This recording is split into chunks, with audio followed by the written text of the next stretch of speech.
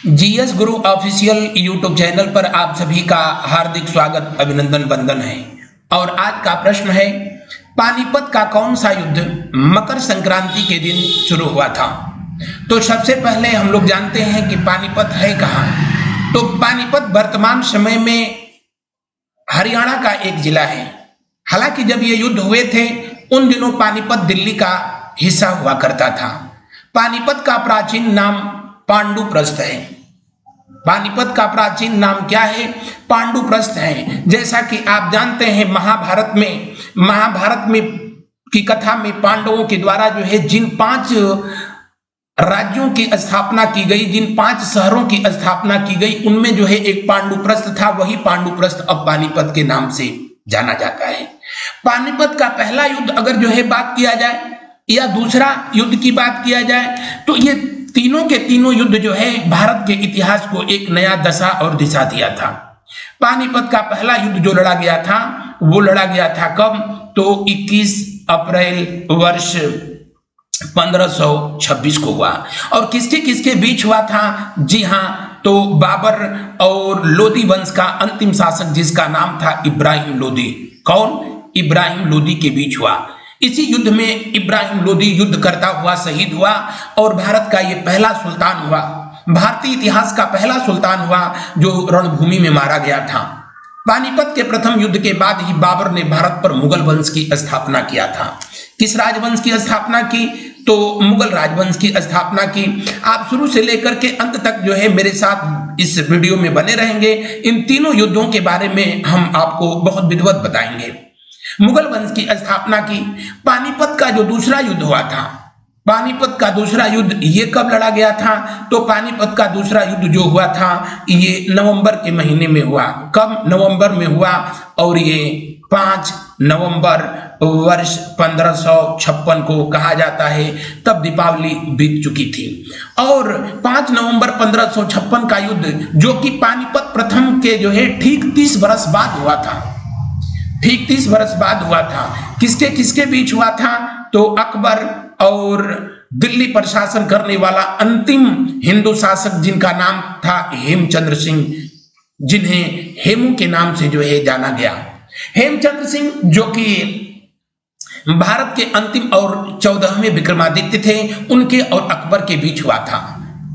यद्यपि कि अल्पायु के कारण अकबर युद्ध भूमि में नहीं गया और अकबर की सेना का नेतृत्व अकबर का सेनापति बैरम खां के द्वारा किया गया था। इस युद्ध में हेमू लगभग जीत दर्ज ही कर चुका था, लेकिन भारत के मुकद्दर में शायद मुगलों की गुलामी थी।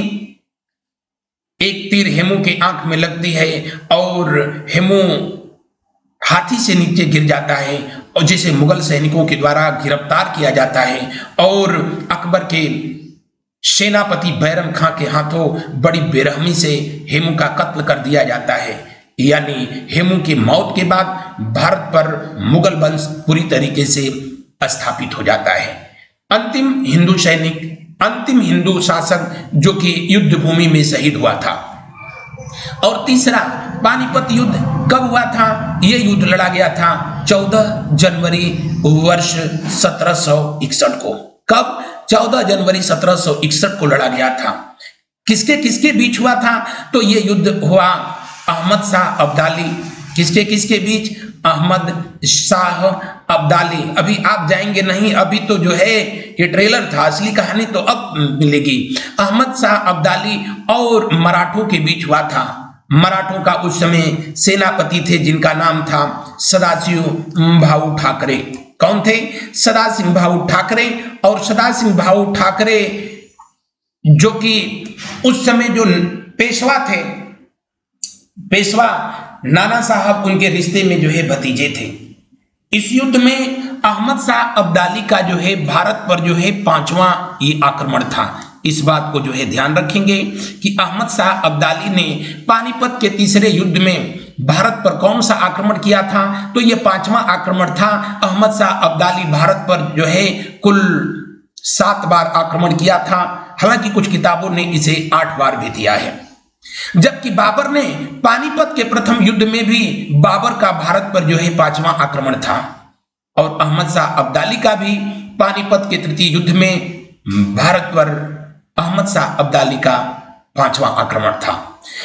सदाशिव भाऊ ठाकरे, क्या मराठों ने जो है इस युद्ध को जीतने से नाकाम रहे और अपने ही राजनीति का शिकार हो गए? मराठों की सेना की तरफ से जो है युद्ध करता हुआ शहीद होने वाला एकमात्र जो सेनापति जो मुसलमान था उसका नाम था इब्राहिम गारदी। क्या नाम था? इब्राहिम गारदी, जो कि बहुत पूछता है कि मराठों का एकमात्र मुस्लिम सेनापति कौन था? इब्राहिम गारदी था, जो कि तोपखाने का जो है सेनापति हुआ करता था। तो ये जो तीनों युद्ध रहे थे, इस तीनों युद्ध ने भारत के इतिहास में हमेशा एक अच्छा मुकाम बनाया और भारत के इतिहास को परिवर्तित भी किया। पानीपत का तीसरा युद्ध जो था वो मकर संक्रांति के दिन जो है लड़ा गया। किस दिन जो है शुरू हुआ था? मकर संक्रांति के दिन जो है शुरू हुआ। हालांकि ये युद्ध जो है लगभग 1 सप्ताह तक जो है चला, लेकिन इसकी शुरुआत जो है मकर संक्रांति के दिन इसलिए हुई थी, उसके पीछे भी एक चाल थी। किसकी? अहमद शाह अब्दाली का, क्योंकि उन दिनों दक्कन के क्षेत्र में मकर संक्रांति, जिसे लोहड़ी के नाम से भी जाना जाता है, बड़ी धूमधाम से जो है मनाया जाता था और त्योहार के दिन ही अटैक करने के पीछे जो है यह बहुत बड़ी एक चाल थी, साजिश थी। तो ये रहा था हमारा जो है एक छोटा सा प्रयास इस प्रश्न को, जिसे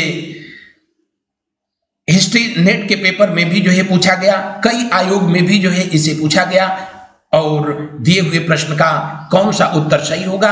जी हाँ, तीसरा उत्तर सही होगा। मेरा ये छोटा सा प्रयास आपको कैसा लगा आप कमेंट करके जो है अवश्य बताएंगे। इस सेशन में इतना ही, मिलते हैं हम लोग अगले सेशन में अगले प्रश्न के साथ। अगर पहली बार आप मेरा चैनल पर वीडियो वॉच कर रहे हैं तो चैनल को सब्सक्राइब करें। ये वीडियो पसंद आती है तो अपने दोस्तों में शेयर करें, लाइक करें। थैंक यू, धन्यवाद।